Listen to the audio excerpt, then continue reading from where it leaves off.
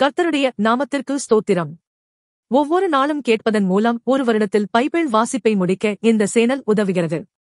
Please subscribe and support us. இன்றைய வேத பகுதி ஓசியா அதிகாரம் 3. பின்பு கர்த்தர் என்னை நோக்கி, அந்நிய தேவர்களை மதித்து திராட்சை ரசமுள்ள பாத்திரங்களை விரும்புகிறவர்களான இஸ்ரவேல் புத்திரர் பேரில் கர்த்தர் வைத்திருக்கிற அன்புக்கு ஒப்பாக நீ இன்னும் போய் தன் நேசரால் நேசிக்கப்பட்டவளும் விபச்சாரியுமான ஒரு ஸ்திரியை சேர்த்துக்கொள் என்று சொன்னார். அப்பொழுது நான் அவளை எனக்கு 15 வெள்ளிக்காசுக்கும் 1.5 கலம் பார் கோதுமைக்கும் கொண்டு அவளை நோக்கி, நீ வேசித்தனம் பண்ணாமலும் ஒருவனையும் சேராமலும் அநேக நாள் எனக்காக காத்திரு, உனக்காக நானும் காத்திருப்பேன் என்றேன்.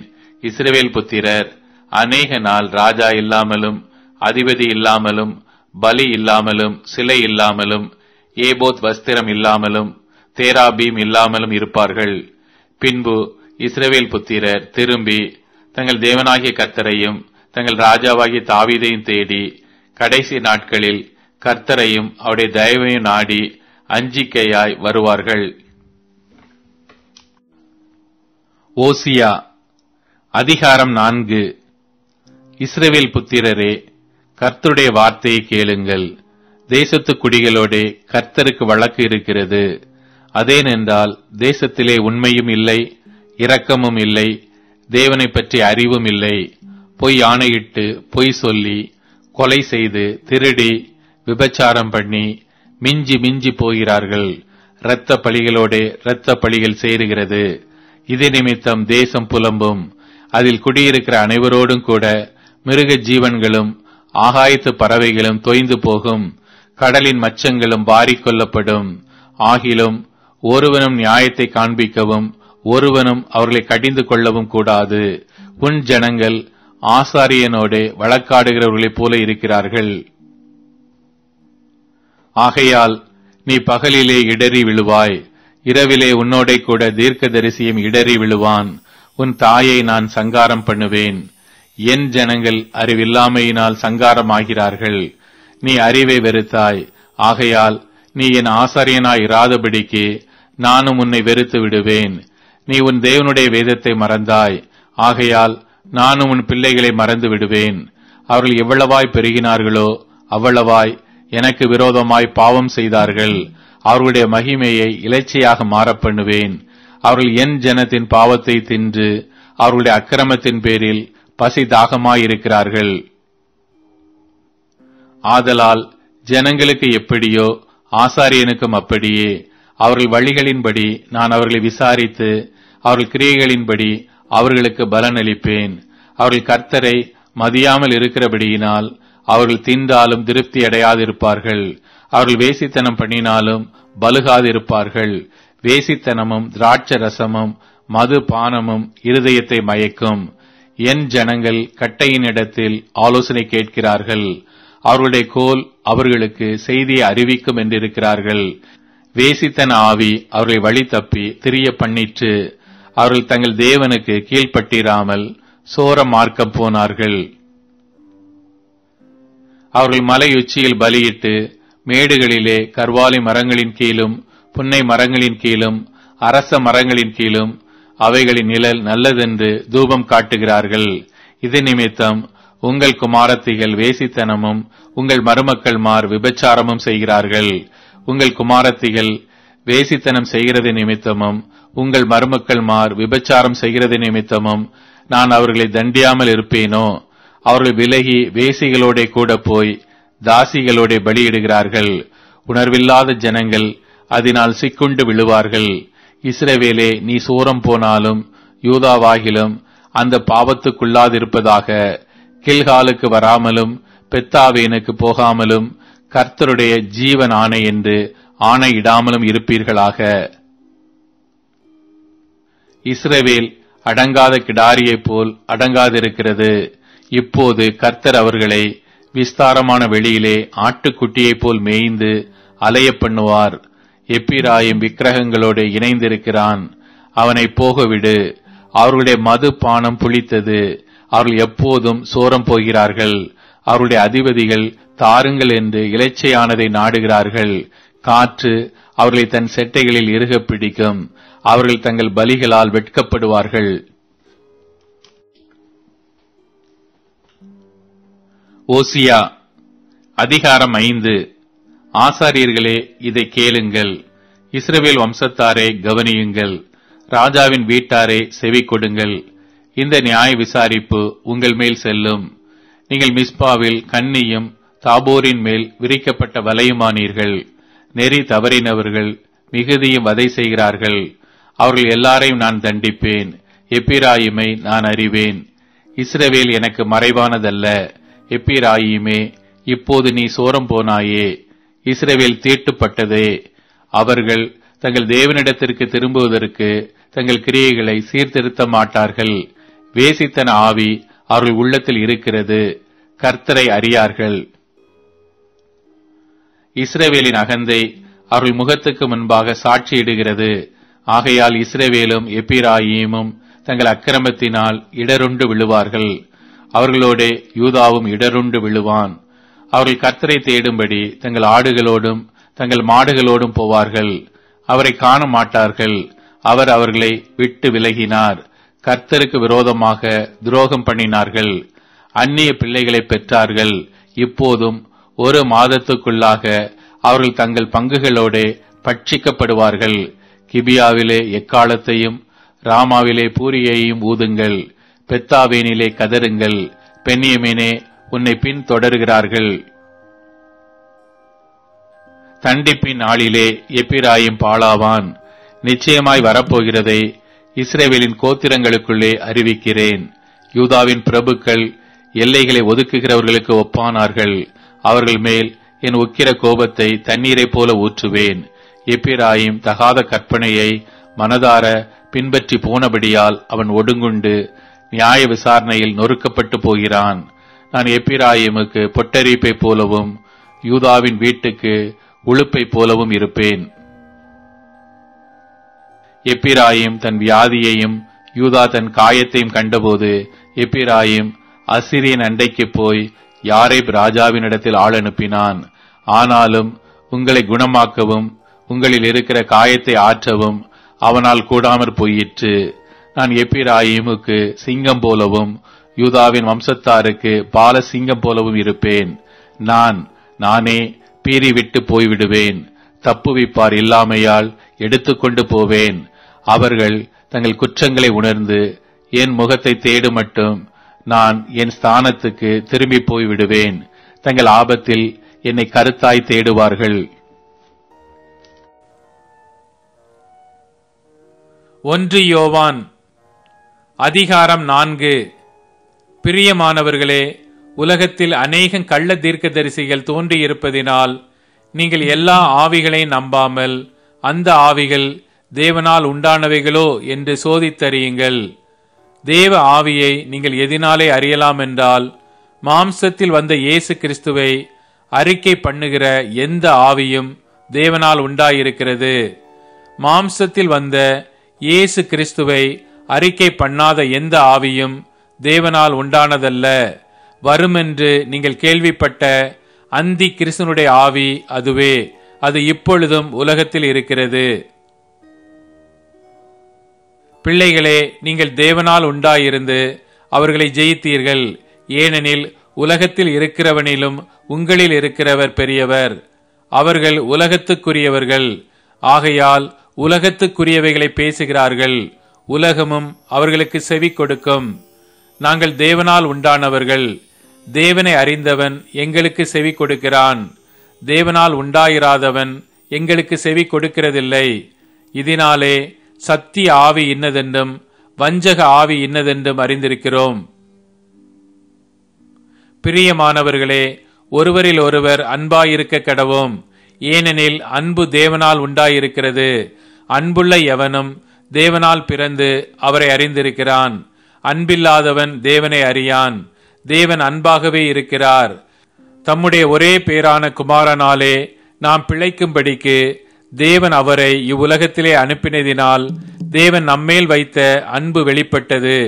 நாம் தேவனிடத்தில் அன்பு கூர்ந்ததினால் அல்ல, அவர் நம்மிடத்தில் அன்பு கூர்ந்து நம்முடைய பாவங்களை நிவர்த்தி செய்கிற கிருபாதார பலியாக தம்முடைய குமாரனை அனுப்பினதினாலே அன்பு உண்டாயிருக்கிறது. பிரியமானவர்களே, தேவன் இவ்விதமாய் நம்மிடத்தில் அன்பு கூர்ந்திருக்க நாமும் ஒருவரிடத்தில் ஒருவர் அன்பு கூற கடனாளிகளாயிருக்கிறோம். தேவனை ஒருவரும் ஒருபோதும் கண்டதில்லை. நாம் ஒருவரிடத்தில் ஒருவர் அன்பு கூர்ந்தால் தேவன் நமக்குள் நிலைத்திருக்கிறார். அவருடைய அன்பும் நமக்குள் பூரணப்படும். அவர் தம்முடைய ஆவியில் நமக்கு தந்தருளினதினாலே நாம் அவரிலும் அவர் நம்மிலும் நிலைத்திருக்கிறதை அறிந்திருக்கிறோம்.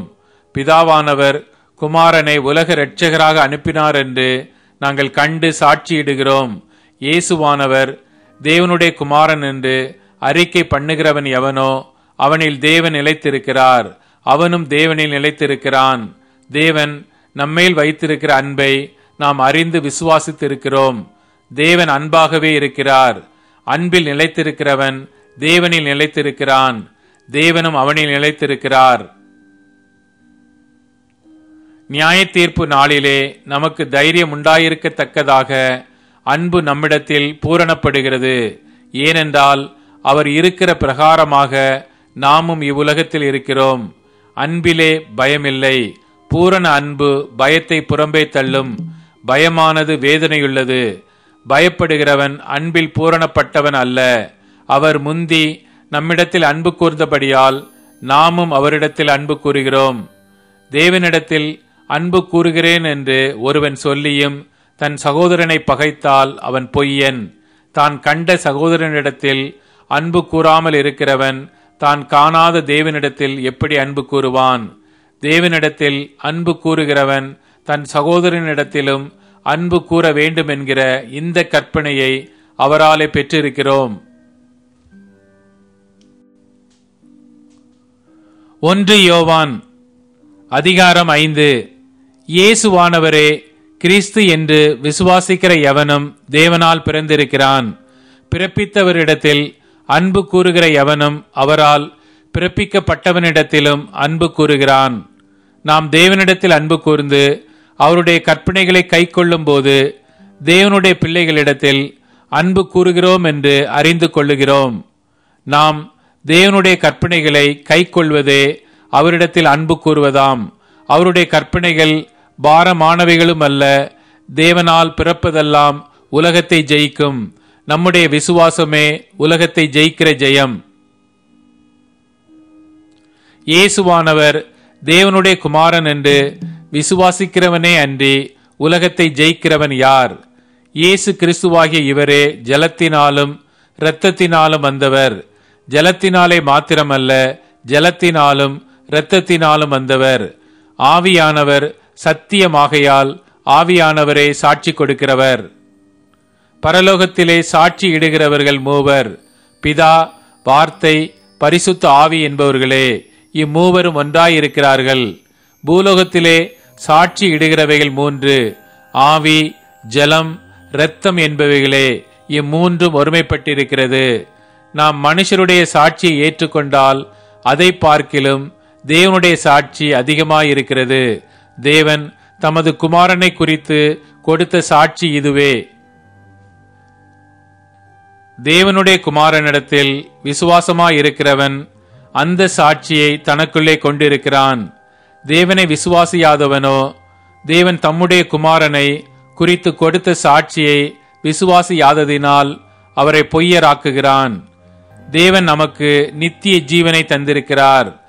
அந்த ஜீவன் அவருடைய குமாரனில் இருக்கிறதென்பதே அந்த சாட்சியாம். குமாரனை உடையவன் ஜீவனை உடையவன். தேவனுடைய குமாரன் இல்லாதவன் ஜீவன் இல்லாதவன். உங்களுக்கு நித்திய ஜீவன் உண்டென்று நீங்கள் அறியவும் தேவ குமாரனுடைய நாமத்தின் மேல் நீங்கள் விசுவாசமாயிருக்கவும் தேவகுமாரனுடைய நாமத்தின் மேல் விசுவாசமாயிருக்கிற உங்களுக்கு இவைகளை எழுதியிருக்கிறேன். நாம் எதையாகிலும் அவருடைய சித்தத்தின்படி கேட்டால் அவர் நமக்கு செவி கொடுக்கிறார் என்பதே அவரை பற்றி நாம் கொண்டிருக்கிற தைரியம். நாம் எதை கேட்டாலும் அவர் நமக்கு செவி கொடுக்கிறார் என்று நாம் அறிந்திருந்தோமானால் அவரிடத்தில் நாம் கேட்டவைகளை பெற்று கொண்டோம் என்றும் அறிந்திருக்கிறோம். மரணத்துக்கு ஏதுவல்லாத பாவத்தை தன் சகோதரன் செய்ய ஒருவன் கண்டால் அவன் வேண்டுதல் செய்ய கடவன். அப்பொழுது அவனுக்கு ஜீவனை கொடுப்பார். யாருக்கென்றால் மரணத்துக்கு ஏதுவல்லாத பாவத்தை செய்தவர்களுக்கே. மரணத்துக்கு ஏதுவான பாவமும் உண்டு, அதை குறித்து வேண்டுதல் செய்ய நான் சொல்லேன்.